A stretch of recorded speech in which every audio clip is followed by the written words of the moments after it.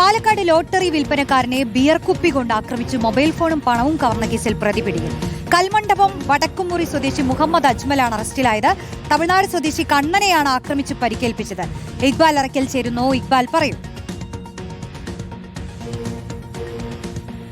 രോഷ്നി, ഇക്കഴിഞ്ഞ മെയ് 31 വൈകിട്ടാണ് ഇത്തരത്തിലൊരു ആക്രമണം ഉണ്ടാവുന്നത്. കൽമണ്ഡപത്തിന് സമീപം വടക്കുമുറിയിൽ ലോട്ടറി വിൽപ്പന നടത്തുന്ന തമിഴ്നാട് സ്വദേശിയായിട്ടുള്ള കണ്ണനെ ഒരാൾ ഈ ബിയർ കുപ്പി കൊണ്ട് അടിച്ച് പരിക്കേൽപ്പിക്കുകയും പിന്നീട് കണ്ണൻ്റെ കയ്യിലുണ്ടായിരുന്ന മൊബൈൽ ഫോണും പണവും കവർന്ന് രക്ഷപ്പെടുകയായിരുന്നു.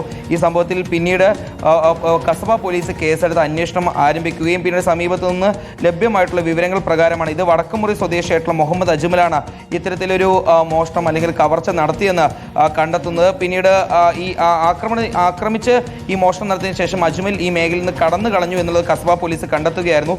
അട്ടപ്പാടിയിലേക്ക് കടന്നു കളഞ്ഞ അജ്മലിനെ പിന്നീട് അഗളി പോലീസിന്റെ സഹായത്തോടു കൂടി അഗളിയിൽ നിന്നാണ് കസബ പോലീസ് കസ്റ്റഡിയിലെടുത്തത്. ഏതായാലും ഇപ്പോൾ നിലവിൽ പ്രതിയെ സംഭവ സ്ഥലത്തേക്ക് എത്തിച്ച് തെളിവെടുപ്പ് നടത്തി അറസ്റ്റ് രേഖപ്പെടുത്തിയിരിക്കുകയാണ്. ഇയാൾക്കെതിരെ ഇപ്പോൾ മറ്റ് നടപടികൾ സ്വീകരിക്കാനാണ് കസബ പോലീസിന്റെ തീരുമാനം. 20 വയസ്സുകാരനായിട്ടുള്ള മുഹമ്മദ് അജ്മലിനെതിരെ നിരവധി കേസുകൾ ഉണ്ട് എന്നുള്ളതാണ് കസബ പോലീസിന്റെ കണ്ടെത്തൽ. ഏതായാലും ഇയാൾക്കെതിരെ കടുത്ത നടപടികൾക്ക് നീങ്ങുകയാണ് നിലവിൽ കസബ പോലീസ്. ശരി, ഇക്ബാൽ അറക്കലാണ് വിശദാംശങ്ങൾ നൽകിയത്.